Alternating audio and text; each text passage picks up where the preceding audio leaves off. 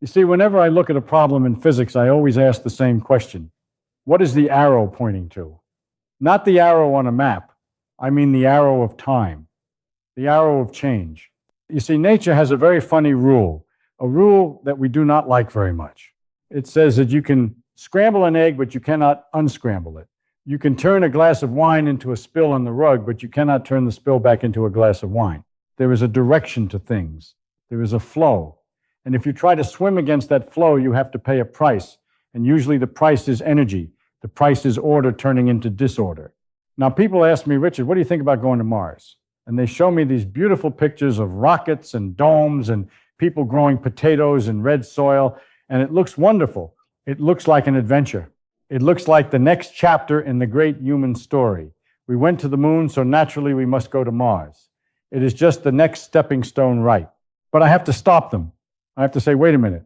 You are thinking about this like a geographer. You are looking at distance as if it is just miles, as if it is just space. But in physics, distance is not just space. Distance is a relationship between forces. And when you look at the forces involved in going to Mars, and more importantly, the forces involved in coming back, you realize something terrifying. It is not a stepping stone. It is a trapdoor. And I do not mean that in a sci-fi way. I do not mean there are monsters there. I mean that the laws of physics, specifically the laws of thermodynamics and the laws of biology, have conspired to make it a one-way trip. Not because the rocket breaks, but because the passenger breaks, because you break. Let us start with the first trap, the trap that is waiting for you right on the surface, the dust.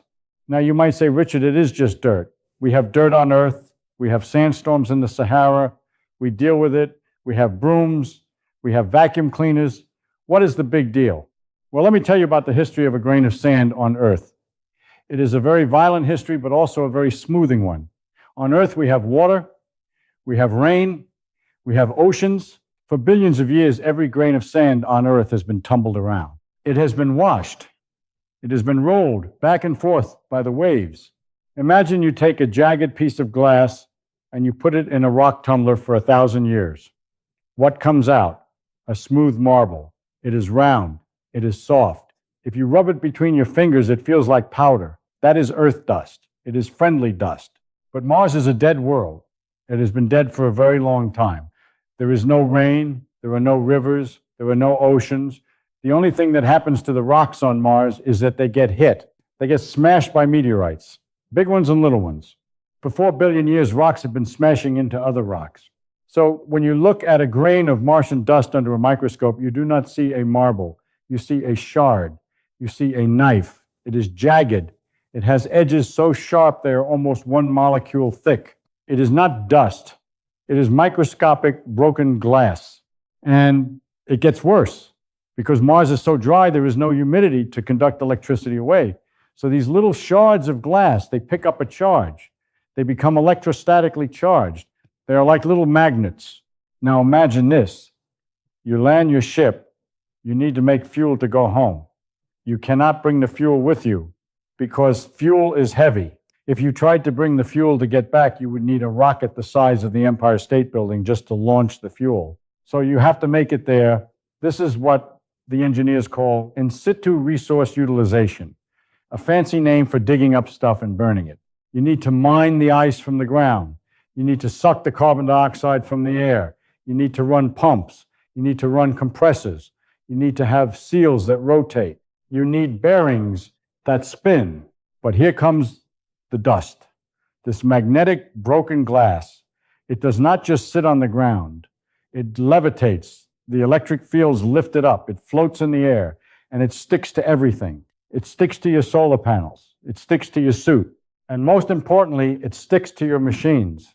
It gets into the bearings. And because it is harder than steel and sharper than a razor, it grinds the bearings down. It eats the metal. It gets into the rubber seals of your airlock, and it cuts them to ribbons. You try to wipe it off, but you cannot wipe it off because it is magnetic. When you try to wipe it, you just grind it in deeper. So there you are. You are the greatest engineer in history. You have built this magnificent factory on Mars to make your rocket fuel, but the factory is destroying itself. The gears are seizing up. The valves are leaking. The solar panels are covered in a layer of brown soot that you cannot wash off because there is no water. Physics is fighting you. The electrostatic forces are fighting you. The friction is fighting you. And you realize that the machine you built to get you home is dead. But let us be optimistic. I like to be optimistic. Suppose you solve the dust problem. Suppose you invent some magical material that the dust cannot cut. You make your fuel, you fill up the tank, you are ready to go. Now we have to look at the second trap. And this one is not about the machine. This one is about the meat. This one is about you. We have to talk about radiation. Now people hear the word radiation and they think of glowing green slime or nuclear bombs. But radiation is actually much simpler and much scarier than that. Radiation is just little bullets, tiny particles, protons, helium nuclei, moving very, very fast. How fast? Nearly the speed of light. On Earth, we are spoiled. We are incredibly lucky. We have two shields.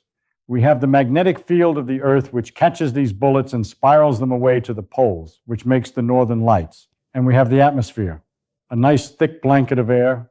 By the time a cosmic ray reaches you on the surface of the Earth, it has hit so many air molecules that it is tired, it is weak, it is harmless. But between Earth and Mars, there is nothing. It is a shooting gallery. The sun is shooting protons at you. The rest of the galaxy is shooting heavy ions at you. When you are in that spaceship for 6 months going to Mars and 6 months coming back, you are standing in the middle of a firing squad. Now, what happens when one of these bullets hits you? You are made of atoms. You know that. Hydrogen, carbon, oxygen. And these atoms are glued together by electrons. The electrons are the glue. They hold your molecules together. They hold your DNA together. When a high-energy cosmic ray comes screaming through your ship, it ignores the walls. It ignores the hull. It goes right through your skin, and it crashes into your atoms.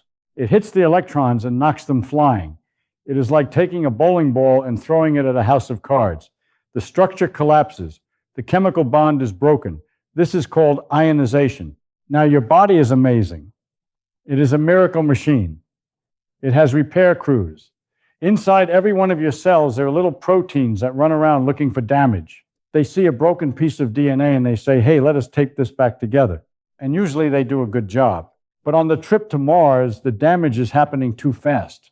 It is like trying to fix a roof while a hurricane is blowing. The repair crews make mistakes. They tape the wrong pieces together. They connect a gene that tells the cell to grow with a gene that tells the cell to stop. So the cell gets confused. It forgets what it is supposed to be. It thinks it is supposed to just grow and grow and grow. That is cancer, but that takes time. Cancer takes years. You might say, Richard, I can take the risk of getting cancer in 20 years if it means I get to walk on Mars today. But there is something faster. There is something that happens before the cancer. Your brain and your kidneys. You see, nerve cells do not replace themselves very well. When a high-energy heavy ion hits a neuron in your brain, it leaves a track of dead tissue. It is like a microscopic bullet wound. Over a long trip, your brain is literally being Swiss cheesed. You start to lose cognitive function. You start to forget things. You start to get confused. Imagine trying to land a spaceship when you cannot remember which button does what because the part of your brain that remembers buttons has been destroyed by a particle from a supernova 1,000 light years away. And the kidneys. The kidneys are the filters of the blood. They are very delicate structures. They are made of miles of tiny little tubes. Radiation hates these tubes. It scars them. It makes them stiff. So here's the scenario. You have survived the dust. You have made your fuel. You are halfway home. But your kidneys are failing. Your blood is full of toxins because the filters are broken. You need dialysis. You need a machine to clean your blood. But you do not have a hospital. You are in a tin can millions of miles from the nearest doctor.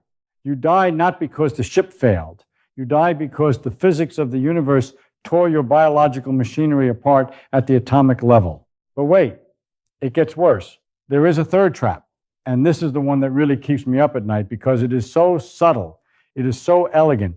It is the trap of gravity. Gravity is a mystery. Isaac Newton gave us the math for it, but he did not know what it was. He said, I frame no hypotheses. He just knew that things pull on each other. Einstein came along and said, It is not a pull, it is a curve. Space itself is curved, but however you want to picture it, gravity is the force that shaped you. Every muscle in your body, every bone, every valve in your veins is designed for one thing: to fight Earth gravity, to fight 1G. Your heart is a pump. It is a fist-sized muscle that has to squeeze hard enough to shoot blood up against gravity to your brain. It works hard, beat after beat, day after day. It is like a weightlifter holding a barbell. Now you go to Mars. Mars is small, it has weak gravity, only 38% of Earth. Suddenly your heart says, hey, why was I working so hard? This is easy.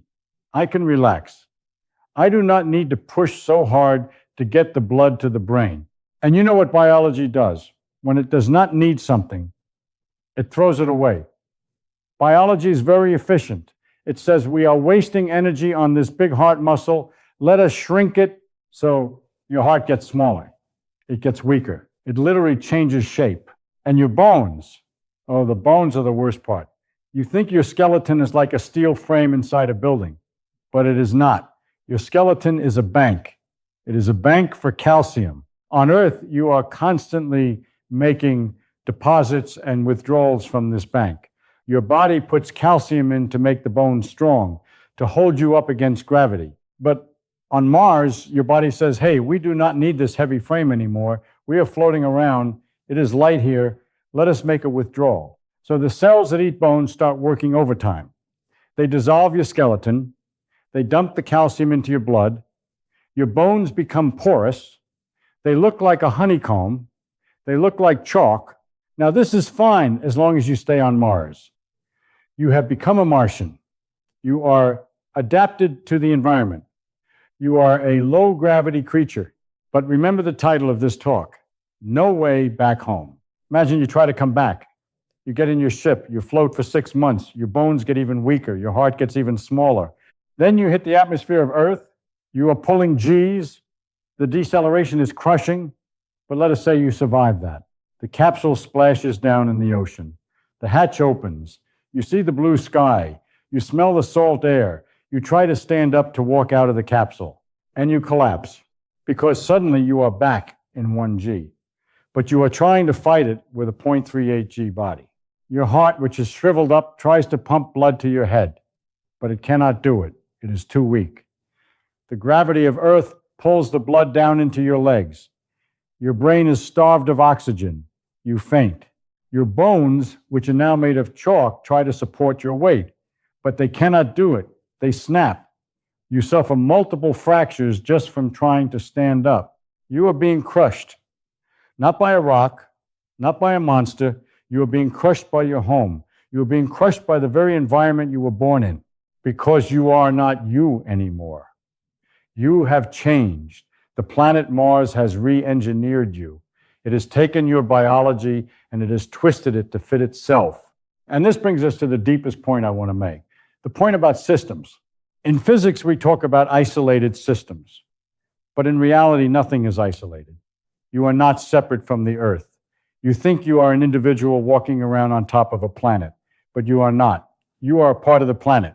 You are an extrusion of the planet. You are made of Earth materials. You are tuned to Earth gravity. You are shielded by Earth magnetic fields. You are part of the Earth system. When you leave that system, you are like a fish jumping out of the water. A fish can jump out of the water for a few seconds. It can see the air. It can see the sun, but it cannot live there. If it stays there, it dies. We think that because we have technology, because we have rockets and computers, that we can cheat this rule. We think we can build a fish tank and carry it with us. But the tank is leaky. The radiation gets in. The gravity gets out. The dust gets in. The universe is always trying to bring you into equilibrium with your surroundings. On Mars, equilibrium means death, or at the very least, it means becoming something that can never leave Mars.